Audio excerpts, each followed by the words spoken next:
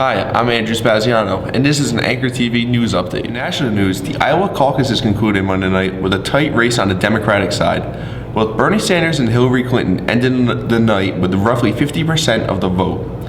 Clinton has claimed victory, while the Democratic Party has called the race too close to call. Texas Senator Ted Cruz was victorious in the Republican race with 28% of the vote, beating out Donald Trump and Marco Rubio, who had 24% and 23% respectively. Governor Gina Raimondo will make her second State of the State address Tuesday night in front of the General Assembly.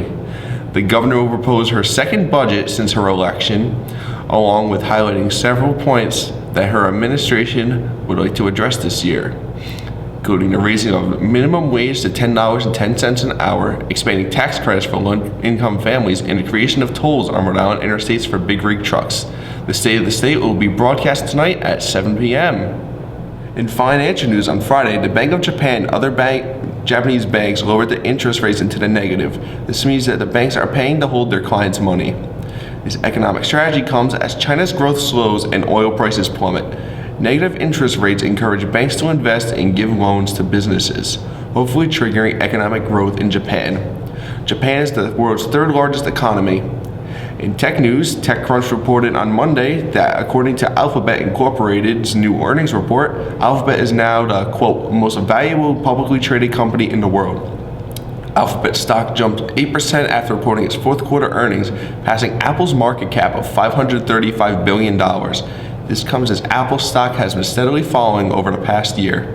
Alphabet is a conglomerate founded in 2015 as a holding company for Google Incorporated and various Google entities. And now for Rhode Island College news, I'll turn it over to Anchor TV correspondent Erin Shea. In celebration of National Girls and Women in Sports Day, Rhode Island College will present a panel discussion called Quicken the Pace, Expanding the Opportunities for Women in Sports. Panelists are former hockey coach Jackie Bardo, former baseball player Wilma Briggs, and former basketball player Joanne D'Alessandro, and former multi-sport coach Gail Davis, as well as former basketball coach Cindy Neal. The discussion opens with commentary on how Title IX of the Educational Amendments of 1972 have significantly expanded and expanded the opportunities for women to participate in sports. Moderators are Rick Professor of History, Robert Kvorniak, and Rick Associate Professor of Physical Education, Robin Kirkwood.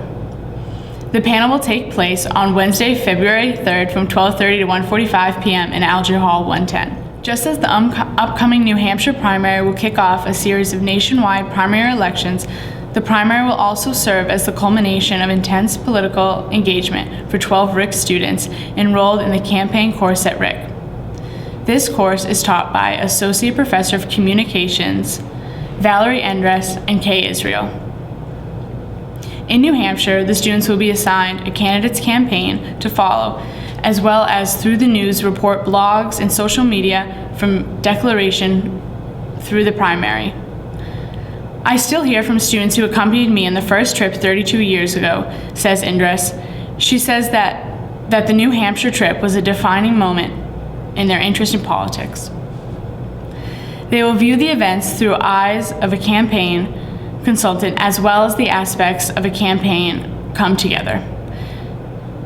They will travel to New Hampshire from February 3rd to the 7th. And now for sports, I'll hand over to Mike Giamarco. Both Rhode Island College basketball teams knocked off Little East Conference leading Eastern Connecticut State University on Saturday. The Anchor women's upset was led by forward Jenna Ayala, who had 14 points and held the Warriors to 28% from the field in their 57-51 victory. The Anchor men's victory was powered by sophomore guard Chris Green, who posted 28 of the team's 58 points in their 2-point win at the Murray Center. Both teams play on Tuesday night, with the Anchor men playing Amherst College at Amherst, while the Anchor women take on Tufts University at 7 p.m. here at the Murray Center.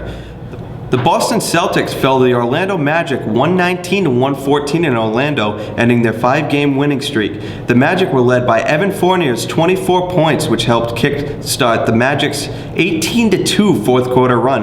The Celtics look to rebound against the Knicks on the road tonight. Thank you, Mike. That'll conclude today's Anchor TV broadcast. For Mike Giamarco and Erin Shea, I'm Andrew Spaziano. Tune in next week for your home Rhode Island College news, Anchor TV.